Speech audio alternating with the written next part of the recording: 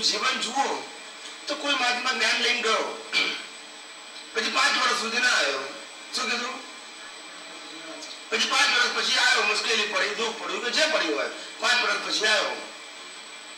તો દાદા એમ ના કે એટલે જ્ઞાન લઈ ગયા પછી 5 વર્ષ સુધી દેખાયો નહીં એવું કે એ 5 વર્ષે આવે ને તો દાદા કે બધું ઘર બાર નોકરી ધંધો બધું સલામત છે ને? આવું પેલા પૂછે.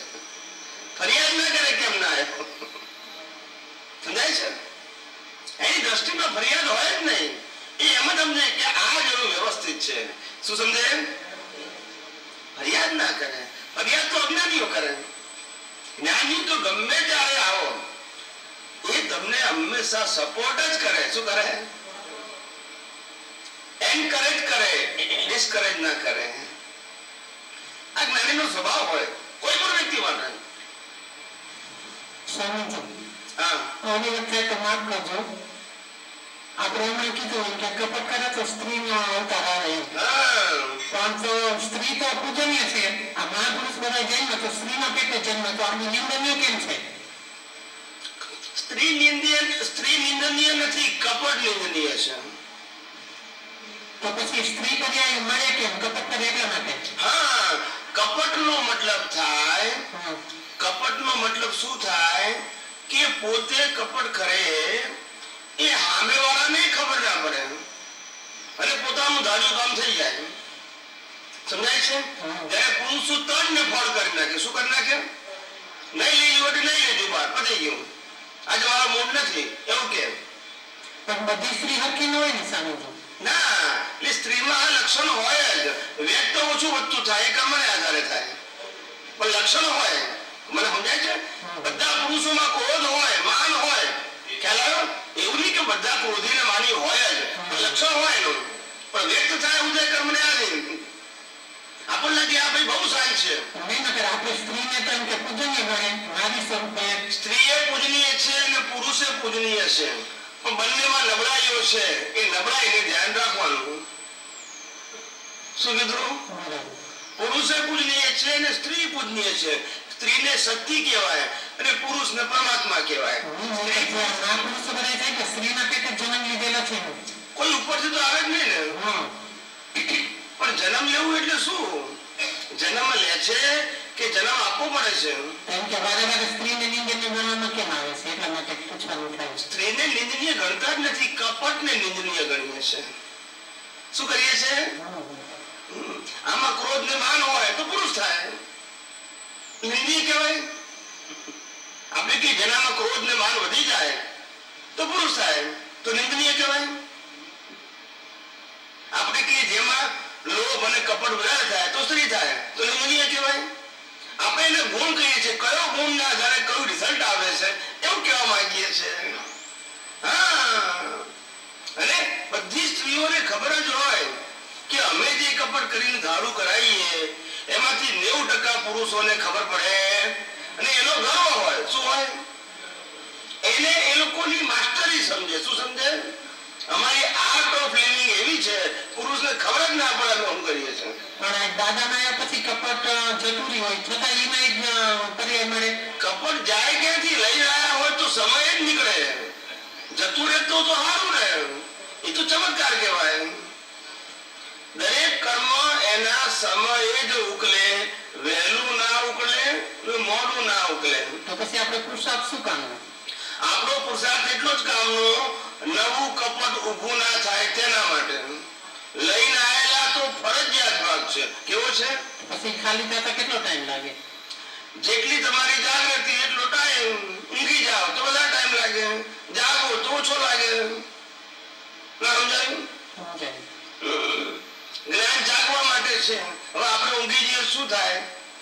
દાદા કહે છે કે મારા મહાત્માઓને 15 ભાવ થશે. શું કે છે? મારા મહાત્માઓ આજ્ઞા પાડશે તો વધારેમાં વધારે 15 ભાવ થશે. હું કહું છું આજ્ઞા ના પાડે તો 1500 ભાવ થશે. ના સમજાયું? બંને એક જ જવાબ છે. જો સમજ પડે, આજ્ઞા પાડે તો વધારેમાં વધારે 15 ભાવ, ના પાડે તો 1500. જવાબ તો એક જ છે. એવું ના બોલે કે 1500 ભાવ, હું કહું 1500 ભાવ. મારી કન્ડિશન શું છે? આજ્ઞા ના પાડે તો, ને એની કન્ડિશન આજ્ઞા પાડે તો. ના સમજાયું?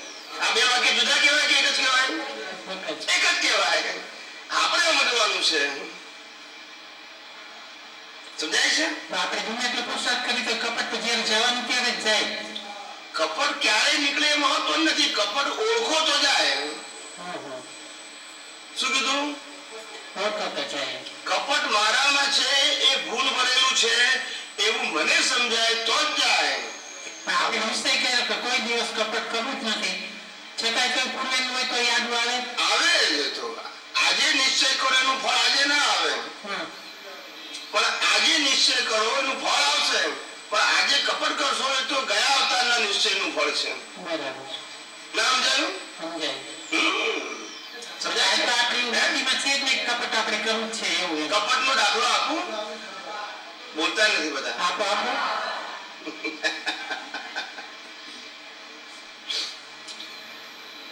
હસબન્ડે કીધું હોય રોજ તમારે 10 વાગે જમતા હોય, આજે કે 9:30 વાગે જમવાનું છે. કેટલા વાગે? મારે એક કામ છે ને પછી ઓફિસ જવાનું છે. એટલે ભાઈએ બેનને કીધું કે ફટાફટ રસોઈ બનાવો, હું 9:30 વાગે જમવા બેસી જઈશ. રોજ 10 વાગે બેસે ને 10:30 કામે જાય. આજે વહેલું જ હતું, કામ હતું એટલે વાઈફને કીધું કે 9:30 વાગે હું જમવા બેસી જઈશ, તું ફટાફટ રસોઈ બનાવી નાખ. શું કીધું? એટલે વાઈફ ફટાફટ રસોઈ બનાવવા લાગ્યા. પેલા ભાઈ 9:30 વાગે નાઈ ધોઈને તૈયાર થઈને છાપુ વાંચી જમવા આવી ગયા. વાઈફે રસોઈ બનાવી હતી પણ રોટલી બાકી હતી. શું કીધું?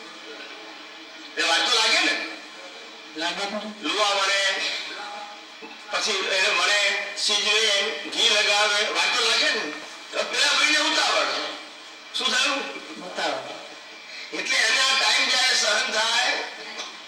દાળ ભાત ને શાક મૂકે પણ રોટલી વગર શું કરે? તે મોડું થઈ ગયું થોડું. શું થઈ ગયું? એટલે ગુસ્સે થઈ ગયા વાઈફ ઉપર. શું થઈ ગયા? ક્રોધ કર્યો. થાય ને, ગુસ્સો થાય ને. કોઈ જગ્યાએ પહોંચવાનો ટાઈમ આપ્યો હોય ને તમે ના પહોંચો તો તે ગુસ્સે થઈ ગયા. વાઈફ બચારી તો ગુસ્સો ના કરે. એ કહેવે અત્યારે હું ગુસ્સો કરીશ તો મૂડ ખરાબ થઈ જશે, આખો દાડો નકામું જશે અમારા બહેનો. એ મૌન રહ્યા. શું રહ્યા? અને પેલા ભાઈ ગુસ્સો કરીને પછી ક્યાં ગયા? કામ ઉપર ગયા. પછી સાંજે છૂટ્યા, છૂટીને ઘેર આવ્યા. આઈને બૂટ કાઢ્યા, મોજા કાઢીને શાંતિથી બેઠા. તે વાઈફને કે પાણી આપો નિયમ મુજબ. શું કીધું? તે વાઈફ પહેલી બૂમે તો સાંભળે નહીં, કારણ કે સવારનું ના સમજાયું. પહેલી બૂમે એ કાન બેરાક થઈ જાય, સેન્સર થઈ જાય, અવાજ જ ના જાય અંદર. પછી બીજી બૂમ પાડે એટલે કે લાવું છું પણ લાવવાનું નહીં, કારણ કે હવારનું. પહેલી બૂમ તો જવાબ જ ના આપે, બીજી બૂમે જવાબ આપે લાવવાનું પણ જવાનું નહીં. પછી પેલા ભાઈ વધારે ગરમ થાય, કહું છું સાંભળતી નથી, એટલે પછી આવું છું એમ કઈ પાણી ગ્લાસ લઈને આવે, આમ કરે, આમ લઈને આવે. પેલા ભાઈ બેઠા હોય ને આમ લઈને આવે, પછી આમ આપે. ના સમજાવે, ના સમજાવ્યું ને, વગર બોલે રિએક્શન. ના સમજાયું, અંદર ચાલ્યું બધું પણ બહાર નીકળે એને કપટ કહેવાય. કેલાને ખબર ના પડે કે અંદર શું ચાલે છે. આ બધું કપટ કહેવાય. શું કહેવાય? એક ભાઈ હતા, તે એની વાઈફ કે હવે આજે આપણે હું થાકી ગયો છું કે છે, અને ઘણા દિવસથી બહાર ગયા નથી તો આપણે હોટલમાં જઈએ જમવા કે છે.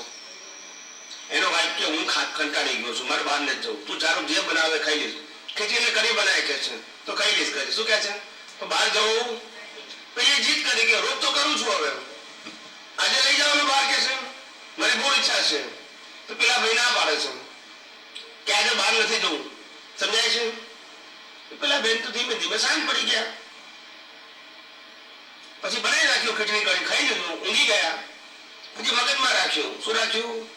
બહાર ના બોલે કશું. કપટ એને શું ખબર જ ના પડે સામે વાળાને. પછી 15 દિવસ મહિનો થયો એટલે પછી પેલા ભાઈએ ઘેરથી ઓફિસથી ફોન કર્યો કે આજે રસોઈ ના બનાવીશ, મારા મિત્રની ત્યાં પાર્ટી છે, જવાનું છે. શું કીધું? આપણે જવાનું છે. પછી ફોન મૂકી દીધો. પછી પેલા ભાઈ ટાઈમસર ઘેર ગયા. ઘેર જઈને ભાઈ તૈયાર થાય છે.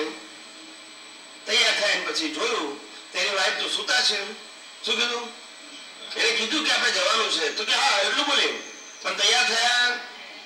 પેલા ભાઈઓ ફટાફટ તૈયાર થઈ, કારણ કે બહાર જવાનું હતું, પાર્ટીમાં જવાનું હતું. આપણું ડેટ તૈયાર થઈને ઉભા થયા. એટલે બેન તો સૂતા હતા પથારીમાં. પછી પેલા ભાઈ તારે આવું નથી કે છે?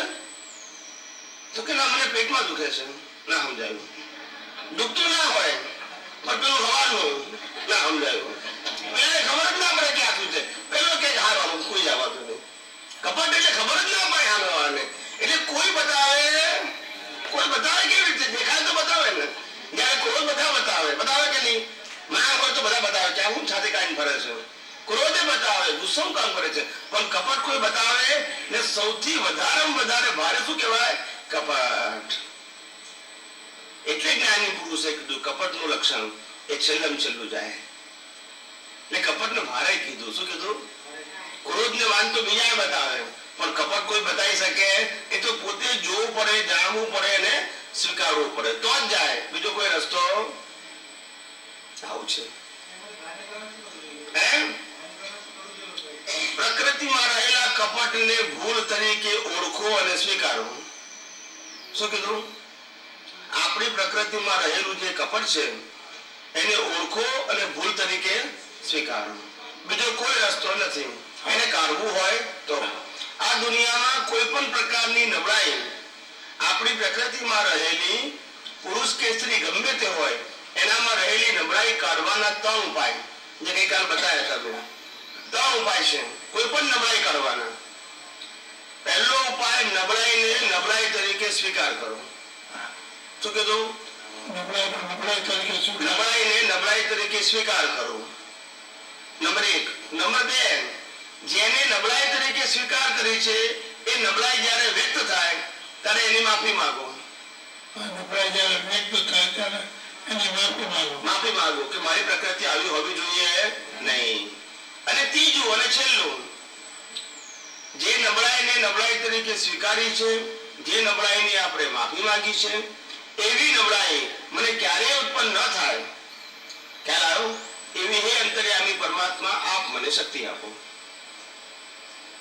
આલોચના પ્રતિક્રમણને પ્રત્યાખ્યાન. કોઈ પણ નબળાઈ માટે આ સીધો સાધો નિયમ છે. ભૂલનો એકરાર કરો, ભૂલની માફી માંગો અને ફરીથી ન થાય તેવો નિશ્ચય કરો. આ 3 વસ્તુ સમજાય તો કોઈ પણ નબળાઈ ધીમે ધીમે ખલાસ થઈ જાય. કઈ ચમત્કાર થાય? કોઈનાથી ના થાય. પુરુષમાં કપટ હોય કે નહીં? પુરુષમાં કપટ હોય ને? હોય. મોડું હોય. કેવું હોય? જેમ સ્ત્રીઓમાં ક્રોધ હોય કે નહીં, માર હોય કે નહીં, એવું પર્સન્ટેજ વાઇઝ મોડું હોય. કેવું હોય? કુદરતનો કાનૂન એવો છે કે 50% બંનેમાં હોય. 50% ત્યારે બાઉન્ડ્રી લેવલ કહેવાય. શું કહેવાય? એમાંથી 51% થઈ જાય લોભ અને કપટ તો સ્ત્રી થાય, ને 51% માન ને માયા થઈ, માન અને ક્રોધ થઈ જાય તો પુરુષ થાય. પણ 51% એટલે બોર્ડર ઉપર કહેવાય. શું કહેવાય? મોટે ભાગે સ્ત્રીમાં 75% હોય કપટ ને લોભ, અને પુરુષમાં ક્રોધ અને માન 75% હોય. એટલે સ્ટાન્ડર્ડ પુરુષ કહેવાય ને સ્ટાન્ડર્ડ સ્ત્રી કહેવાય. ખબર છે? ક્વોલિફાઈડ કહેવાય. હવે બોર્ડર ઉપર હોય ને, બોર્ડર ઉપર કોઈ પુરુષ બોર્ડર ઉપર હોય ને તો આપણે શું કહીએ ખબર છે? આ બાયલા જેવો છે. અને સ્ત્રી બોર્ડર ઉપર પુરુષ થાય ને, સ્ત્રી હોય, સ્ત્રી એ બોર્ડર ઉપર હોય. પણ ખ્યાલ આવી ગયો? તો લોકો શું કે આ ભાયા છાપ છે. ના સમજાયું? કારણ કે બોર્ડર ઉપર છે ને, ક્વોલિટી નથી. ખ્યાલ આવ્યો? ખાલી 49% સ્ત્રીના છે ને 51% સ્ત્રીના છે અને 49% પુરુષના લક્ષણ છે. એટલે ભાયા છાપ કહેવાય. નહીંતર પુરુષની અંદર 51% પુરુષના લક્ષણ હોય ને 49% સ્ત્રીના હોય, એટલે ભાયા છાપ કહેવાય. સમજાય છે? બોર્ડર ઉપર હોય એટલે. તો મોટા ભાગને એવું ના હોય, કોક જ આવા હોય. એ આપણા ગામમાં શેરીમાં ઓળખાઈ જાય. આપણે કહીએ બી ખરા. સમજાય છે? પણ મોટા ભાગના 75% આસપાસ હોય લક્ષણો. ક્રોધ અને માન એ પુરુષોમાં 70 થી 75% હોય. માયા અને લોભ, માયા એટલે કપટ આવી ગયું, એ સ્ત્રીઓમાં 75% હોય. તો જ એને એ સ્ટાન્ડર્ડ સ્ત્રી અથવા પુરુષ કહેવાય. આ કુદરતનો કાનૂન છે. કોણ છે? એટલે આ સ્ત્રી પુરુષનું બોડી કેમ બને છે એનું કારણ આ છે. અને નપુંસકમાં તો નપુંસક જે છે એમાં આ નથી, ક્રોધમાન બાયલોપ નથી, એ સ્ત્રી પુરુષ નથી. શું છે? એ કર્મનો ભોગવટો છે, નામ કર્મનો ભોગવટો છે. શું છે? સમજાય છે? નામ કર્મનો ભોગવટો. અપયશ નામ છે. શું છે? એટલે એને યશ ના મળે, અપયશ મળે. એ નામ કર્મનો ભોગવટો છે. એની અંદર ક્રોધમાન આવેલો હોય પણ એને એ બોડીને કોઈ લેવા દેવા યશનામ એનું પાપ કર્મ એવું છે, નામ કર્મ પાપ નામ કર્મ એવું છે જેને આવું બોડી બને. સમજાય છે? એને પેલા સ્ટાન્ડર્ડ સાથે કોઈ લેવા દેવા નથી.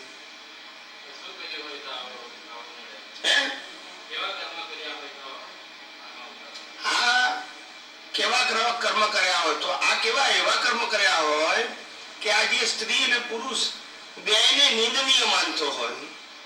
શું માનતો હોય? બંનેને નિંદનીય. ખ્યાલ આવ્યો? તે પછી આવો અવતાર મળે. બંનેમાંથી એકે એને સારા ના લાગે એટલે કુદરત આવું રિઝલ્ટ આપે, પછી માર ખાય, પછી સમજે કે ના આના કરતા બેમાંથી એક હારા. ત્યાં સુધી ખબર ના પડે કે પુરુષો આવે છે ને સ્ત્રીઓ આવી છે, તો પછી કુદરત કે હવે અવતાર આવો આપો કે છે એટલે સમજણ પડે કે હું સારું છે. માર ખાય, લોકો જુએ ને ખ્યાલ આવે ને પછી આવું. એટલે પોતાની જ ભૂલોના ફળ છે આ બધા, બીજા કોઈ આપણને ફળ આપતું નથી. માટે આપણે જીવનમાં વિચાર કરવો કે કઈ પણ પ્રકારની ભૂલ ન થાય એવી જાગૃતિ રાખવી, અને થઈ જાય પછી નિશ્ચય કરો કે ભગવાન આવી ભૂલ હું ફેરથી ક્યારેય ન કરું એવી ખાતરી આપું છું, આપ મને શક્તિ આપો. કોઈ પણ ભૂલ થઈ જાય, ના થાય એના માટે જાગૃત રહો, થઈ ગયા પછી માફી માંગીને શક્તિ માંગો. આ એક જ રસ્તો છે, બીજો કોઈ ચમત્કાર નથી. કુદરતનો કાનૂન બહુ સીધો છે, કોઈને હેરાન કરવા માટે નથી. એનું કામ તો જેવું એક્ઝામ એવી રિઝલ્ટ. સમજાય છે? જેવું એક્ઝામ આપો એવી રિઝલ્ટ આવે. હોઈ શકે જ નહીં ચમત્કાર. કુદરતમાં ચમત્કાર નથી અને જીવોમાં ચમત્કાર નથી. કોઈ ચમત્કાર કરી શકે જ નહીં. દાદા ભગવાન ચોખ્ખું કહેતા હતા એનો સંદાસ બંધ થઈ જાય તો માનું ચમત્કાર કરી શકે છે. ના સમજાયું? ના સમજાયું ને? એ તો ચાલુ રહે, તો એ બંધ કરીને ચમત્કાર કરીને કરતો હોય તો કે ના થાય.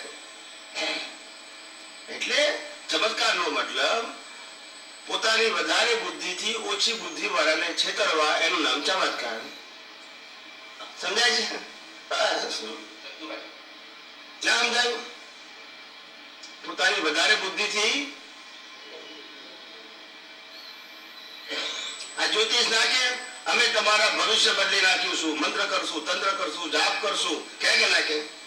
તમે મુશ્કેલીમાં આવ્યા હોય તો જ્યોતિષ પાસે જાઓ તો એ શું કહે કે મારે આટલા જાપ કરવા પડશે, આટલું તાબાનું મંત્ર કરવું પડશે, એના ઉપર તમારે વિધિ કરવી પડશે, મારે વિધિ કરવી પડશે, આમ કરવું પડશે, મારે શક્તિની ઉપાસના કરવી પડશે અને તમારા દોષોને દૂર કરવા પડશે.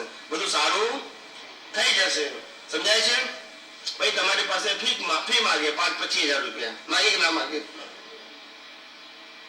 માગે કે ના માગે? આવું તે આપણને ખબર નથી.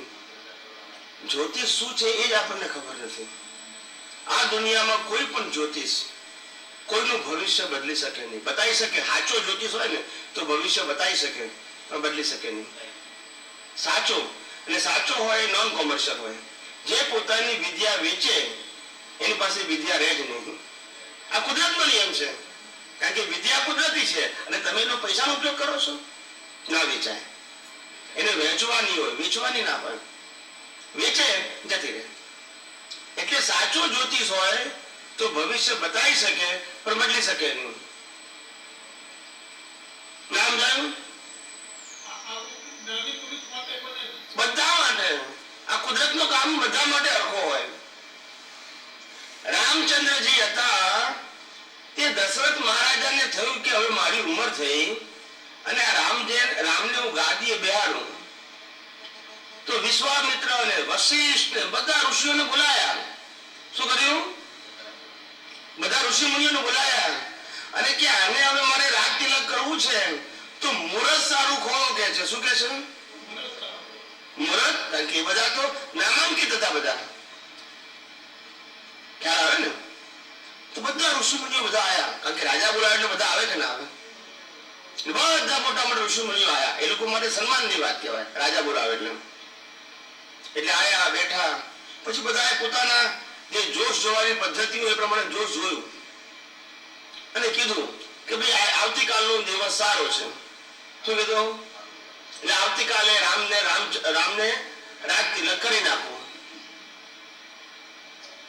બધા વશિષ્ઠ બધા ઋષિ મુનિઓએ જોશ જોઈ આપ્યું. એ વખતના પ્રકાંડ પંડિતો બધા અને જોશ જોઈને જતા રહ્યા. પછી તે લોકો ને આવતીકાલે એમનું રાજ તિલક કરવાની. તે રાત્રે કઈકઈએ કઈનું કઈ કરી નાખ્યું.